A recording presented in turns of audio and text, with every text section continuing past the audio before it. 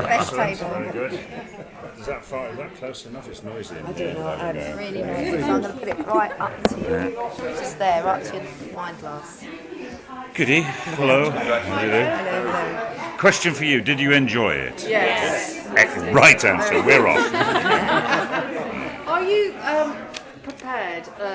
Your producer was talking about maybe doing a third, fourth. Are you prepared for that commitment if it was to happen? I am. Bring it on. Say I. Yeah. Third would be good. Yeah. Hedging your bets. I just think it's always been. I think just from talking to Julian Fellows, he had three in mind: pre-war, during the war, after the war. I think they're three very distinct periods, and history teaches us the steam goes out of things if you go on for too long. So if he's got three in mind, that sounds good to me, because it sounds like three would say something, and then after that you just a soap opera probably. That's what I. But sorry, no. Why did I open my mouth? My pension, I'm looking for. Three would be good. Yeah, three would be What do great. you think it has done for the profile of drama? Because I was mentioning that in 2009, ITV were in a bit of a state, and putting out the cash for something like this is quite a risk. I mean, do you think it has upped the profile of quality drama? Well, there seems to be a lot more dramas, ITV dramas going on now, which is good news for everybody. And I'm not saying that Downton's done that necessarily, but it's just nice to know that there are ongoing dramas. There's so much going on. I mean, I talk to people in things I've never heard of, but they're all and anyway. So long may that continue. And I think this is a great. Well, I would hate to call it a flagship programme, because there's a lot of onus on you to be totally brilliant all the time, but it kind of is in a sense. I think also, hopefully there'll be a backlash against bloody reality telly, cheapskate, naff, lowest common denominator crap. Crap showing humanity in some of its worst, exploited by cynical people for the sake of entertainment. Have I made my position clear? You see, I'm not a fan, no, and I'm not a fan of the cynicism behind it, I must admit. So if Downton means there's less of that and more drama, then God bless it and all who sail in it as well. So you have younger people coming up to you saying they're watching it and a fan of Downton. Everybody seems to.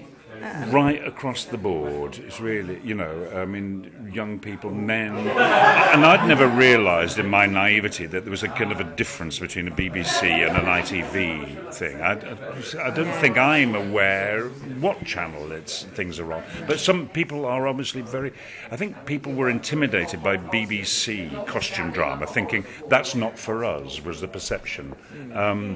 Thinking, that might be a bit highbrow, I don't think I'm going to give that a try. Maybe being on ITV after the X Factor made it more accessible. People think, I'll give that a go. A lot of people think it is BBC. The number of people say who think it's a BBC production, because quality, I suppose, they equate quality with BBC. We've done period dramas, costume dramas, they equate with the BBC. But I think that's been a big factor in it, that people think it's more accessible, it's allowed them in, and then they've stayed with it, And I'm asking you to cast your minds back quite a way. Why do you think that the producers and Julian and the writers and everybody thought that you two would fit your characters well? Was it something in your back catalogue that you've done before, or something in yourselves? Do you know probably why an element of all of that. I mean, we've been around the block a few times, Jim. My darling. Certainly I came into the business 30 years ago, whatever it was, and done a fair amount of stuff, as have you. So, they wanted to establish sort of figures, I suppose, for these two characters, and obviously felt that whatever we had to offer fitted the bill for both parts. And have you bought any of yourselves, or is it literally all on the page? I think I have, sadly. Have you? In what way? Yeah. Phyllis, are you a musician? No. Are you? Do you know, there's an element of her in me. What? What's that? What elements? Sort of a bit, what can I say? I use a Scottish expression, tone-faced. A bit sort of like a nippy sweetie. That's another Scottish expression. A bit of a nippy sweetie sometimes I can be. What's that mean? Well, just sort of disparaging and a bit not dismissive, disparaging and a bit. I wouldn't go as far as to say a party pooper. The very opposite. Really. I like a party, but I can be. There's a bit in me that I don't like. That's a bit sort of. I can only describe No, it there as isn't. She's lovely. Struggling on this thing, I think as a nippy sweetie. Just say nippy sweetie. That's a. Back to what you were talking about. Sorry, back to what you were talking Tight-lipped about reality TV. I was wondering how you felt when The Only Way Is Essex scooped the BAFTA. Did they? I didn't notice. Well, I'd only heard of this. I don't know. I don't know what it is, so I don't. Well, So I've I couldn't never watched really it have either. any opinion on that. You know, I don't know what it is. Is that something that was talked about in the cast at all? Because a lot of people were outraged that it wasn't Downton.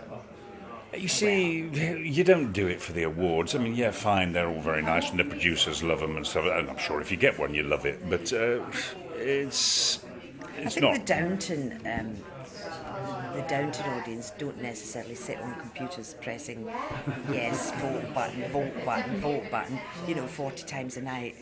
I'm sure that's not what our Downton audience is, and I would imagine that's maybe what the more Essex type audience do. But you've got to be content with the job you do. You know, I mean, and things like that means something to a marketing man, but not to us, really.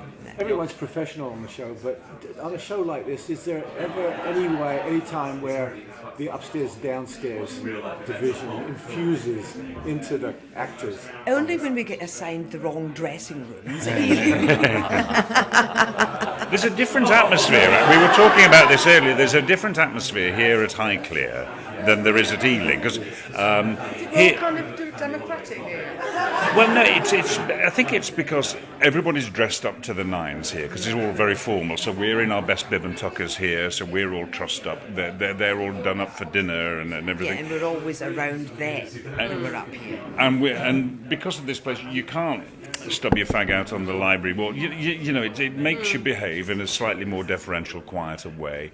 The scenes around, I don't know if you've been in the dining room, there's usually a monster dining table.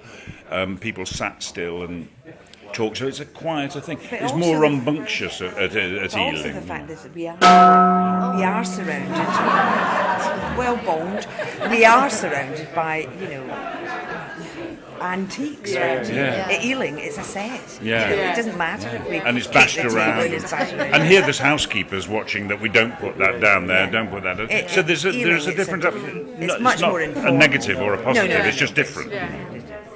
I think we've been gone. Lovely to meet you all. Thank you very much. Thank you.